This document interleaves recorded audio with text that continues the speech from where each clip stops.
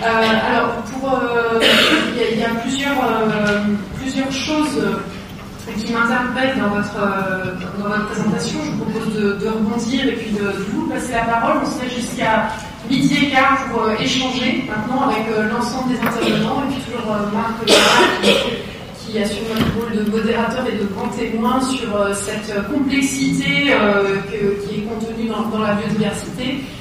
Plusieurs choses. Moi, je retiens une stratégie incitative plutôt que réglementaire. Alors ça, moi, j'entends plutôt une bonne nouvelle quand on entend la somme de critiques sur la LT 2012. Mais j'ai envie de poser la question de comment est-ce qu'on va articuler cette stratégie incitative et puis cette stratégie réglementaire. Et puis, une autre question, quel est l'intérêt de ces labels et de ces certifications qui... Alors, on est aussi dans une jungle. Moi, je me mets à la place d'un maître d'ouvrage ou d'un usager final qui serait... on a déjà une jungle de labels dans le domaine de l'agriculture, de l'alimentation, tous les secteurs ont maintenant leur étiquette, bon, voilà, c'est une vraie jungle. Comment est-ce qu'on fait pour s'y retrouver dans cette logique de labellisation et de certification? Et puis, quelle est l'utilité finalement d'une telle logique pour des opérations qui ne soient pas des grosses opérations, c'est-à-dire la majorité des opérations de bâtiment? Voilà, deux questions que je propose, donc j'espère qu'elles susciteront des réactions et puis vos réactions aussi. Je veux bien répondre, mais c'est un débat, il n'y a pas de certitude, mais j'ai envie de demander dans la salle qui aurait envie qu'on supprime le label bio en France aujourd'hui. Parce qu'on critique les labels, parce qu'on a le temps de critiquer ce genre de démarche, mais je veux dire, dans l'agriculture, quand il y a des gens un peu militants qui ont créé le label bio il y a 20-30 ans, c'est peut-être pas la solution, mais ça a au moins été un système vertueux, un autre modèle agricole dans le système agricole. Je pense qu'un label comme Biodiversity, il a cette même ambition. Enfin, je ne voudrais pas trop rentrer dans le débat, mais on a posé la question des coûts tout à l'heure. Combien ça coûte de se faire labelliser? D'où quelle est la pertinence de ce type de label sur des petites opérations? On a décidé que ce n'est pas très cher, c'est-à-dire que ça coûte 3 000 € pour une opération de moins de 10 000 m2 de labellisation et 5 000 pour une grosse.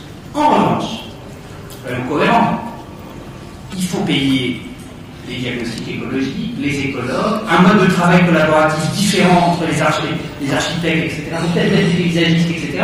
Donc il y a une qualité de projet sur la biodiversité qui doit forcément faire l'objet d'un certain investissement. Moi j'ai envie de dire, on peut la faire à moins cher. On peut faire moins cher dans les façades, très cher les façades, et on peut mettre un peu plus dans la biodiversité. Donc après c'est une question de projet. Mais effectivement ça ne coûte pas très cher la biodiversité. Il y a un vrai débat qu'on va voir cet après-midi, alors là c'est la question de la maintenance, on a évoqué, de l'entretien, ça interpelle peut-être des gens qui livrent des immeubles avec des gros trucs élaborés en donnant pas les moyens des gens de les faire vivre. Ça c'est des vraies questions.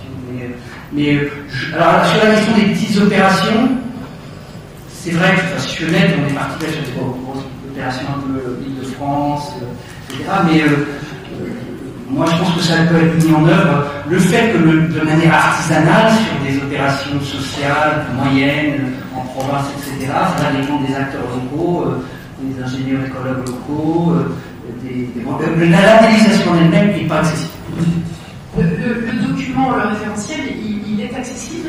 Alors, le référentiel, il sera public et accessible dans quelques mois. Aujourd'hui, on travaille sur des projets pilotes avec les acteurs pilotes et avec un peu les adhérents. On a une logique d'élargissement du cercle. Mais l'objectif de ce label, c'est un label public, accessible à tous. Vous pourrez même faire du label Biodiversity sans vous labelliser pour rien du tout. C'est-à-dire s'inspirer des grilles pour travailler sans avoir... Je crois qu'il y a une réaction de Philippe Léger qui interviendra à la réunion cet après-midi. Philippe Léger, je vous laisse le présenter.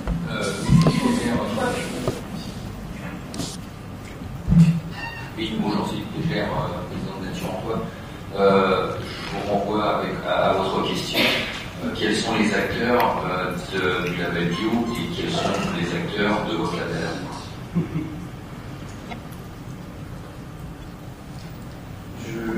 Oui, c'est des gros, mais c'est pour ça que c'est des gens importants, c'est des gens qui connaissent. C'est des acteurs forts. Je m'en parle de sur acteurs faibles, acteurs faibles. Tout à l'heure, j'ai entendu le discours de Marazini, qui est un discours plein de vérité, plein de bon sens. Sauf que c'est de l'architecture environnementale. Et ça fait 30 ans qu'il y a des gens comme ça qui disent ça et qui ont raison. là, on essaye, en rentrant dans la logique des acteurs forts avec tous les acteurs forts, de changer les choses. Et ça, je l'assume, personnellement, c'est un peu... Mais donc un label qui va peut-être avoir plus de facilité à émerger que certains labels militants. Ça ne veut pas dire qu'il n'a pas de la qualité militante à l'intérieur, mais ça peut. Alors je crois qu'on reparlera de ces stratégies de qui porte le message et qui est le plus légitime pour le porter. Il y a alors une réaction de Marc Barra et puis il y a une réaction dans la salle. Marc Baudel. Une réaction de Marc Barra d'abord et puis je vous passe la parole. Juste un petit commentaire. Je partage ce que dit Olivier dans le sens où on est là pour donner envie. Alors que ce soit par un appel dans le monde de l'immobilier ou nous, le travail qu'on fait à la Paris, c'est essayer de donner envie au maître d'ouvrage. Et c'est la seule puissance qu'on a, on ne peut rien faire d'autre que essayer de donner envie, argumenter, convaincre, en fait. Et après, moi je crois que tous les moyens sont bons. Et il y a un vrai débat par contre sur la réglementation. Est-ce qu'il faut quand même, moi je ne parle pas de réglementation, je parle des grands principes à respecter pour tenir compte du vivant dans les projets. Alors comment ça se décrit? Est-ce que c'est des normes? Est-ce que c'est des lignes directrices? Mais par exemple, un exemple en Suisse, la Suisse, depuis le canton de Genève, oblige à végétaliser tous les toits plats des constructions neuves. Donc, et ça a stimulé le marché de la végétalisation de toiture comme jamais. Et on peut dire que ça peut être une bonne chose, avec derrière des lignes directrices sur quel type de végétalisation en plus.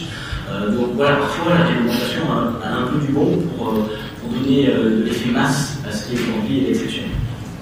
Juste préciser qu'il y a déjà une réglementation qui préoccupe beaucoup les acteurs du bâtiment, qui a été mise. Je relance la question, peut-être. Voilà. Marc Baudel, vous êtes architecte, je vous laisse le temps à la parole. Je veux savoir si M. Lebrun du porte communiqué. Je vais animer un peu le débat parce que la Caisse des dépôts, Bouygues et Bolloré sont parmi ceux qui ont le plus massacré l'écosystème, il faut le reconnaître. Alors, maintenant, si c'est eux qui donnent un label de qualité, c'est pas possible. Je vais prendre un exemple.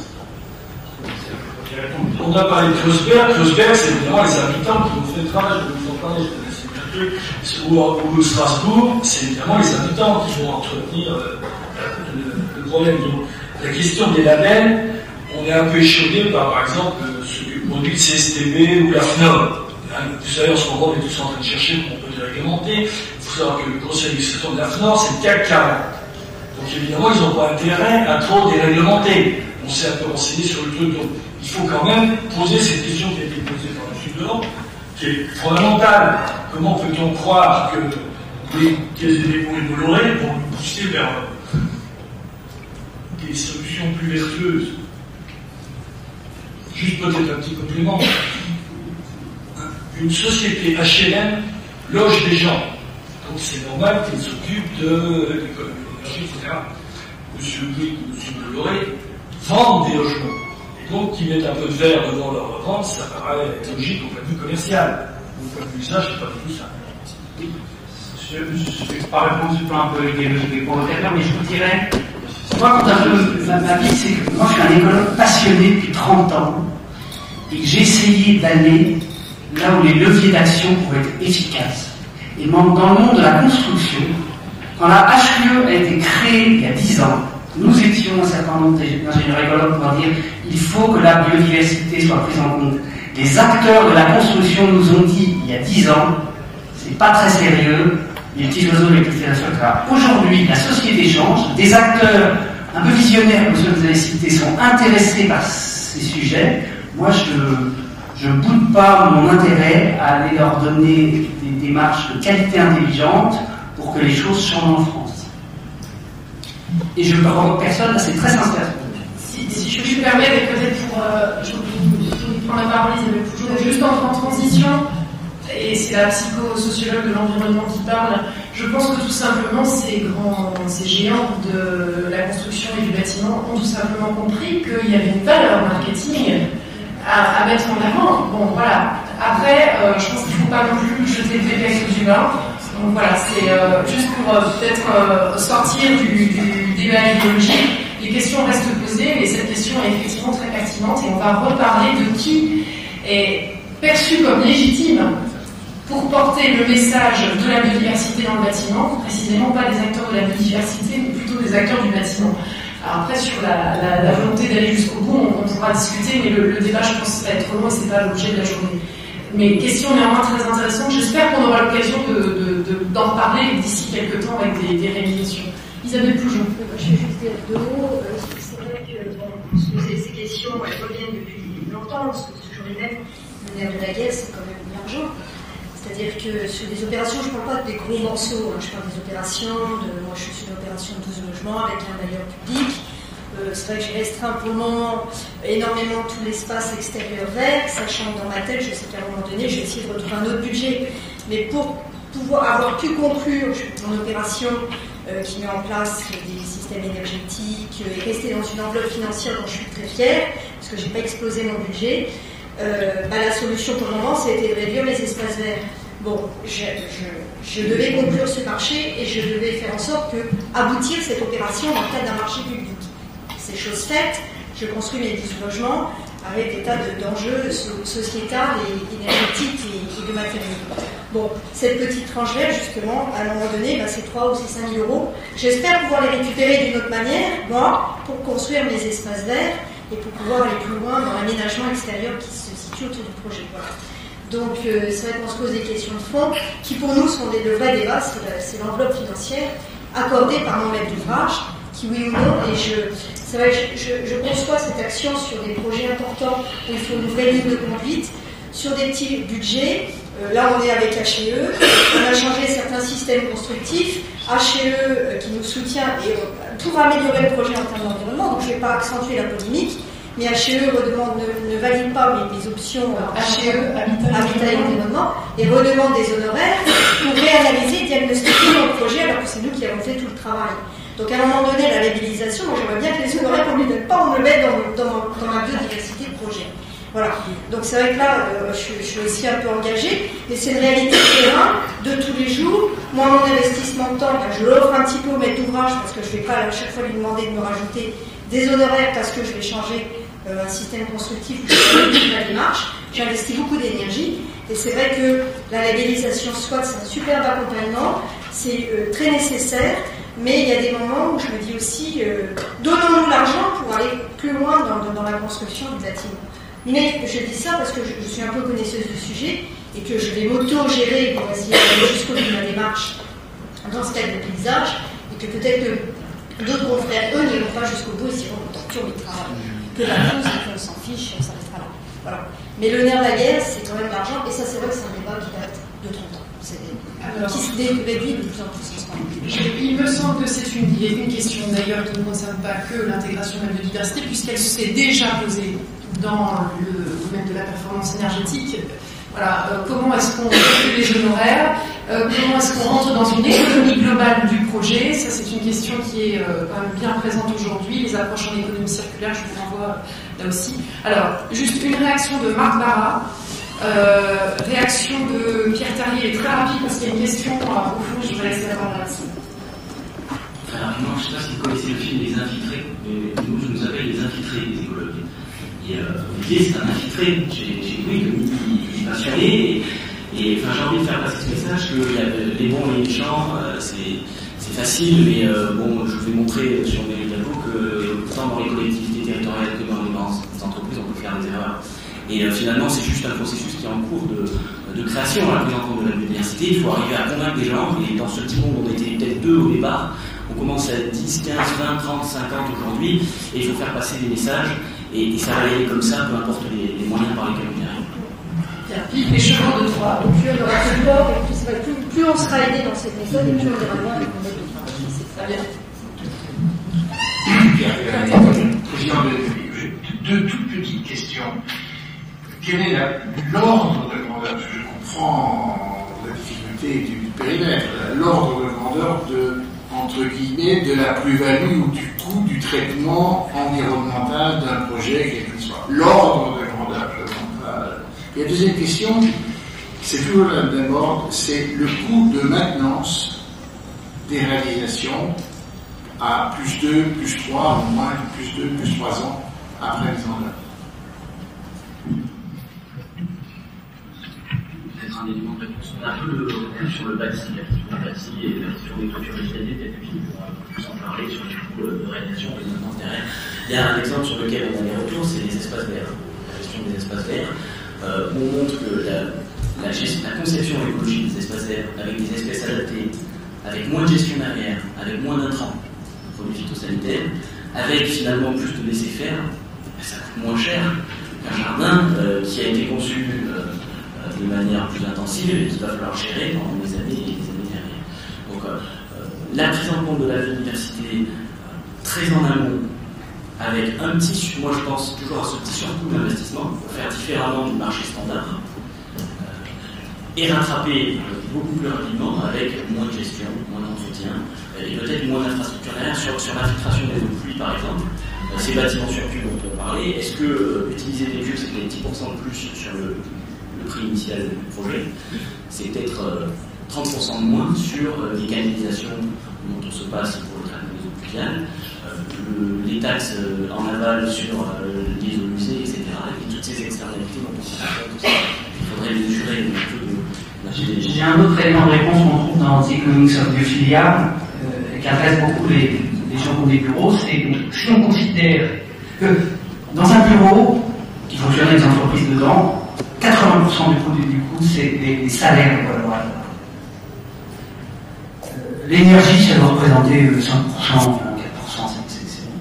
Si on investit dans la qualité de bien-être, et qu'on diminue, comme a été dit, 10% d'absentéisme, etc., on a des gains qui n'ont rien de comparable avec les investissements énergétiques sur lesquels on a mis des honoraires, des travaux, des techniques, etc., pour des raisons réglementaires. Donc, attention, quand on veut tuer son chien, on dit qu'il a la rage. La biodiversité, ça fait 20 ans qu'on met pas d'argent sur la biodiversité dans le bâtiment, et là on est en train de nous dire, quand on arrive, qu'il faut en mettre moins. Donc, je pense que ce qui est intéressant, c'est que le débat est posé et de manière assez conséquente parce que ça intéresse les gens. C'est un vrai sujet, moi je le vois monter maintenant. Il y a un débat, hein, votre journée, et je vous remercie, elle est formidablement bien posée. Elle est très en avance sur les choses qui se passent dans le bâtiment. Nous, on a rencontré le plan bâtiment durable, etc. On essaye de travailler sur la texte, on a encore un peu du mal, etc. Donc vous êtes en avance, c'est un vrai sujet. On n'a pas de réponse sur toutes les questions qui sont posées, mais il y a quelque chose d'important, et notamment sur la valeur d'usage. Merci. Pas de bons traitements sans de bons intervenants, et on s'est largement assis aussi de ce que l'ensemble des acteurs proposent. Je vais passer la parole à une question au fond. Est-ce qu'il y a d'autres réactions à ça pour que je distribue la parole? Voilà, on se laisse, voilà, parce qu'il y a midi et quart. Une réaction, monsieur? Alors, je voudrais juste faire à la fois... Est-ce que vous présentez? Oui, bonjour, je suis Cyril Franck, je travaille dans une entreprise publique locale, la SOCAD, dont je crois, et accessoirement, je suis aussi correspondant à Ténas. Donc, je suis à la fois quelqu'un qui artificialise professionnellement, mais qui est sensibilisé à la biodiversité. D'abord, je voudrais juste donner une réaction à la question de Mme Bourgeois, architecte à Besançon, tout à l'heure. Je voudrais juste rappeler le cadre légal, qui est la directive CE européenne, qui consiste à empêcher de toucher à l'habitat naturel, quel qu'il soit, même pour des espèces non protégées des communes. Normalement, il y a une déclinaison de ce droit européen en droit français, dans le code de l'urbanisme et du code de l'environnement. Je voudrais dire aussi que sur le territoire Franche-Comté, il y a la plateforme faunistique et floristique Cigogne, qui a été financée par la région Franche-Comté, qui permet à tout à chacun, urbaniste ou architecte, de vérifier à la fois les espèces faunistiques et floristiques présentes sur les lieux que l'on veut artificialiser. Et ensuite, éventuellement, décider si oui ou non il est pertinent de faire intervenir un diagnostiqueur biologique. Ensuite, ma question. Donc ma question s'adresse aux personnes qui viennent d'exposer leur projet, à la fois les labels, les façons et les méthodes d'inclure la biodiversité dans les projets. Alors, vous avez parlé d'indicateurs. Alors, ma question se décompose en 4 points. Je veux savoir si ces indicateurs que vous citez ont une validation scientifique, si ces indicateurs scientifiques ont une portée locale ou régionale, parce que pour l'instant on connaît surtout des indicateurs de la SND, Stratégie nationale du développement durable, qui portent nationalement et pas localement. Je veux savoir ensuite si ces indicateurs, pour que vous ayez un levier vis-à-vis des politiques et décideurs, vous leur donnez une valeur monétaire, si cette valeur est une valeur uniquement d'usage ou aussi d'option, ou aussi valeur d'existence, et si vous l'incluez dans la valeur actualisée nette, et non pas le coût global, qui est beaucoup plus réducteur de vos projets, pour arriver à faire pencher la décision grâce à un argument économique, puisqu'il n'y a que celui-là qui fonctionne. Merci. Je vais répondre rapidement. Sur les indicateurs de label biodiversity, j'espère avoir été clair, je le précise, n'affiche pas d'indicateur biodiversité. Il affiche simplement un niveau d'engagement du projet par la biodiversité très très finement mesuré. Vous voyez ce que je veux dire? Quelle que soit la biodiversité, enfin, deuxièment, sur la valeur, j'ai un peu du mal à répondre, mais non, je sais pas, il faudra comparer. Il y a des gens plus forts que moi en certification HPE, mais on sait que par exemple des bâtiments certifiés HPE au REAM ont un delta de valeur à la vente plus important que les autres. On n'en a pas assez, on commence les projets pilotes pour savoir si les bâtiments biodiversity auront une espèce de survaleur de 5% par rapport aux bâtiments non labellisés. Imaginez 5% sur la valeur des biens, ça peut faire beaucoup. Enfin, mais ça, on ne sait pas. Et enfin, sur le droit, vous avez évoqué au début un sujet qui, pour moi, qui est important, mais qui n'est pas le principal. C'est le sujet de la protection de la nature. Où est mon droit de construire? Et je voudrais quand même rappeler à tous ici, ceux qui ont des écologues, des naturalistes, des administrations à la salle, qu'il y a une loi en matière de protection de la nature, notamment la loi sur les espèces protégées, article L111.1 du Code de l'environnement, et qu'en ville, on n'applique jamais la réglementation sur les espèces protégées. Et que le label Biodiversity a considéré comme prérequis, et c'est énorme, que la loi doit être respectée. C'est-à-dire que s'il y a une mésange dont l'habitat est détruit, il faut avoir fait une démarche vis-à-vis de l'administration qui est réglementairement conforme. La moitié, je ne sais pas, je me reste à des spécialistes, peut-être, tu vois, Alain dans la salle, combien de projets font l'objet d'un dossier de demande de dérogation de destruction d'espèces protégées? Il me dit 0. Donc la loi sur la protection de la nature n'est pas respectée. Moi j'ai fait, comme on dit aux gens de l'immobilier, mais la moindre des choses c'est de respecter la loi. La loi sur la protection de la nature n'est pas respectée en ville. Juste en transition sur l'aspect législatif, ça c'est des grandes questions qui sont étudiées dans le droit environnemental et malheureusement le droit environnemental échoue face à un principe qui est souvent la souveraineté des acteurs, que ce soit les nations à l'échelle internationale. Et là, je pense qu'on se heurte aussi à la souveraineté du maître d'ouvrage qui peut ne pas respecter la loi. Une loi n'a de valeur que si elle est contrôlée et si elle est moi, je suis rentrée par la question de l'énergie. Pendant des années, on a livré des bâtiments, il y avait des réglementations thermiques, sauf qu'on avait des lois qui s'apparentaient à la situation. Voilà, il n'y avait pas de. Imaginons qu'on limite à 90 km/h sur route et qu'il n'y ait ni panneau indicatif, ni radar, ni gendarme. Enfin, bon. Donc, juste une petite remarque là-dessus, et puis réponse de Marc Barra. Juste un petit commentaire. Je ne sais pas s'il faut valoriser économiquement la biodiversité du projet immobilier. Il faudra organiser d'autres rencontres sur ces questions d'indicateurs économiques. Moi, ce que je constate dans tous les projets que j'ai visités, c'est que les aménagements qui ont été faits de manière favorable à la biodiversité n'ont jamais été faits pour des raisons économiques.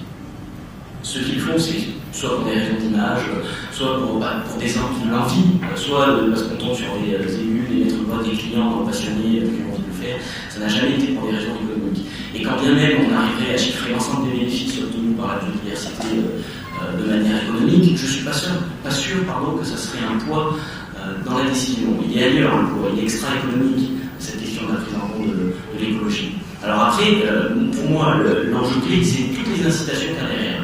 Et là, je vous renvoie vers un super rapport qui a été fait par Guillaume Salmy, un fiscaliste, qui énumère l'ensemble des aides qui nuisent à la biodiversité. C'est les aides et les subventions défavorables à la biodiversité. Parce que le moteur de l'économie incite à la dégradation de la nature. Donc derrière, le seul contre-poids qu'on a, c'est l'envie de faire mieux. Mais c'est pas tant l'objet, c'est pas tant de valoriser économiquement la biodiversité, c'est plutôt de changer les incitations pour mieux faire. Voilà, mon avis. Mais alors, on va passer à une autre question. Oui, Philippe Pagnier. Alors, donc Philippe Pagnier, de la Bourgogne, responsable du groupe biodiversité. Merci pour la question précédente, puisque le côté du droit est important. Effectivement, le respect de la réglementation s'agissant des espèces protégées est souvent très bien appliqué dans le monde rural, moins dans le monde urbain. Parce que, comme il a été dit, la mésange peut pester rien. Quand vous arrachez une haie avec des espèces protégées, protégés dans le cadre d'un projet d'urbanisme en zone rurale. Là, vous faites un dossier dérogatoire quasiment tous les aménageurs de ça. Par contre, les aménageurs en ville n'imaginent pas que l'arbre, qui se situe sur la zone à urbaniser, contient aussi la mésange et qu'il y aurait normalement à faire un dépôt de dossier d'espèces comme de dérogation à interdiction de détruire, altérer ou déranger. C'est ça les termes de la loi. Alors, monsieur parlait des directives européennes. Effectivement, les directives européennes nous ont amenés à compléter le droit français, et c'est essentiellement ici le droit français, la loi de biodiversité sur la protection de la nature de 1976, qui, plus de 30 ans après, est toujours aussi mal appliquée, mais qui se développe. En Bourgogne, imaginez bien, on a à peu près une 60aine de dossiers dérogatoires par an. C'est essentiellement en milieu rural, mais aussi maintenant en milieu urbain, parce que vous avez des aménageurs qui ont le vécu. Vous devez détruire une friche industrielle, une friche urbaine, avec une façade abandonnée sur laquelle vous avez des nids d'hirondelles. Les hirondelles sont strictement protégées, que leur nid soit occupé ou vide, c'est un habitat d'une espèce protégée, il faut une dérogation. Les services de police, qui sont essentiellement l'Office national de la chasse et de la faune sauvage, vérifient bien maintenant qu'il n'y a pas de destruction de nids hirondelles. On le sait, les hirondelles de fenêtre, la plupart des hirondelles, c'est 80% des effectifs en moins en 20 ans. On a vu disparaître les hirondelles en très très grande quantité. Alors, on va nous dire c'est du fait de la pollution, c'est pas du fait de l'urbanisme. C'est le fait des deux. Alors, merci pour le droit. On pourra peut-être faire un jour avec le Bourgogne bâtiment rural un aspect réglementaire. Et pour positiver le réglementaire, parce qu'on oublie très souvent une chose, aujourd'hui tout le monde ne parle que de millefeuilles administratifs et de contraintes. Et c'est quoi la loi? La loi, c'est ce qui fait l'égalité des citoyens face à l'intérêt général. Et la biodiversité, la protection de la biodiversité est d'intérêt général. La loi est faite pour que tout le monde roule à 50 en ville, et voire moins si on est intelligent, parce qu'on sait qu'à 50, le choc sur un piéton à 50, les assurances publiques, c'est mortel à 100%. Alors en fait, ça c'était juste le côté réglementaire. Moi j'ai un autre aspect sur la biodiversité, c'est dans vos diagnostics, j'espère que comme le label n'est pas totalement affiné, il y a deux types de biodiversité. Il y a la biodiversité qui est issue sur des sols anciens, donc véritablement, on va dire, un milieu naturel ou semi-naturel. Ça peut avoir été cultivé, ça peut avoir été planté par un forestier, mais là vous avez un sol en place. Quand vous faites un diagnostic de biodiversité, Barbara l'a bien dit, le sol est très souvent oublié, ou c'est plutôt une annexe. Vous savez, on parle de la géologie, après on parle de la pédologie, après on parle des espèces végétales, après on parle des espèces animales, et vous n'avez pas de synthèse de l'ensemble. Vous n'avez pas une conclusion qui vous dit est-ce que tout ça, ça marche? Est-ce qu'on est sur une biodiversité qui est stabilisée, qui est équilibrée? Et ça, c'est un aspect qui apparaît jamais dans les études d'impact. Suis-je sur un milieu naturel ou semi-naturel qui est fonctionnel, c'est-à-dire qui se maintient lui-même? Alors, le problème, c'est que l'aménageur qui n'a pas compris, et c'est là l'intérêt de la peine, ce que vous disiez, c'est qu'il faut qu'on comprenne pour savoir ce qu'on fait. Si on ne sait pas ce que c'est, pourquoi la maison est là? Parce qu'il y a un être. S'il y a un être, c'est parce qu'il y a un sol en place. Si je n'avais pas un sol en place constitué ancien, j'aurais un sol perturbé, j'aurais une autre espèce, un robinier, et je n'aurais pas la mésange. Et c'est ça qui manque beaucoup dans la connaissance, c'est qu'on n'est pas assez écologue. Alors, l'architecte tout à l'heure nous disait, il faut que la musique apporte des espèces. Et comme on parle d'habitat humain, dans votre diaporama, ils vont juste dire habitat d'espèces. L'habitat humain remplace un habitat d'espèces. Alors, il faut bien que le diagnostic prenne en compte ce côté-là. Ensuite, on a un problème avec la biodiversité urbaine. C'est qu'on mélange ce qui est lié aux structures urbaines avec ce qui est lié à la biodiversité naturelle. Je vous prends un exemple. Le choucas des tours. Pourquoi est-il à Dijon ou dans les grandes villes? Dès que vous avez une église, vous avez des trous de boulons, vous avez des niches pour oiseaux. L'oiseau, qui est plutôt un oiseau de falaise, a trouvé une falaise en ville grâce à l'homme. Ça, c'est une bonne note. On a du choucas des tours. Mais on peut avoir du choucas des tours partout, dans toutes les tours. C'est pas facile. C'est très facile. On mettra un petit trou. Par contre, la tour, on l'a faite sur un sol ancien. Et donc, pour moi, la bonne note, c'est pas d'avoir fait un petit nichoir, c'est quoi, pour un oiseau qui sera venu parce qu'on leur a créé un milieu nouveau, c'est de conserver le milieu ancien au maximum, et avant tout, donc, les sols anciens. Ça fait très, je lis beaucoup pour la pédologie, en tant qu'écologue, je sais très bien que la pédologie, c'est le dernier, vraiment, c'est la dernière topique, c'est malheureusement la plus mal étudiée. Et donc, il faut, dans les projets, on ne parle pas d'apport d'espèces. Tout à l'heure, vous me parliez, on va planter des espèces indigènes. Si on est écologue, on dit qu'il n'y a même pas besoin de planter des espèces indigènes. Si le sol est en place, on va conserver les espèces en place. et on va les laisser sortir de terre. Et par contre, si on va faire un sol perturbé, ce qui va sortir de terre, c'est essentiellement des espèces de milieux perturbés. Donc tout ça, il va certainement la Bourgogne bâtiment durable à faire une future journée, avec des exemples types, avec des écologues. Là, aujourd'hui, on est dans les principes, on est dans les méthodes. Ensuite, il faudrait qu'avec les porteurs de projection à la salle, on puisse exposer des choses qui ont marché, voire même des choses qui n'ont pas marché. Et puis, pour ce qui est des labels, on peut effectivement critiquer tous les labels. En agriculture, il y a eu plein de labels en plus du label bio. On a vu ceux qui ont duré, on a vu ceux qui n'ont pas duré. Je pense que l'intérêt d'un label, c'est de le mettre en place et de voir dans le temps ce qu'il donne. Si c'est un label qui fait que pour respecter la loi, il est destiné à disparaître. Si c'est un label qui va au-delà, alors lui, il va donner ses fruits. Bien, merci pour cette information. Alors, on a déjà dépassé de 5 minutes le temps proposé pour la matinée. On va plus avoir le temps pour d'autres questions. Il y aura des temps de... Je vous propose de garder. Alors, une minute. Bonjour, Marie Cunel, je suis juste architecte urbaniste. Donc pour rajouter ce que disait monsieur, oui, les exemples, les contre-exemples, c'est très important pour nous. Surtout quand on travaille sur des petits projets, quand on a des exemples, on peut copier et surtout on peut dialoguer avec le même ouvrage. Les exemples, c'est quasi notre seul argument face au financier. Et deuxième chose, peut-être une bonne entrée pour financer tout ce qui est biotope, etc., c'est la gestion de l'eau, parce que les normes sont de plus en plus sévères, en particulier dans le sud-ouest, tout ce qui est Pays Basque, etc. On met beaucoup d'argent dans des caisses plastiques pour garder l'eau, etc. Donc là, il y a des choses à faire.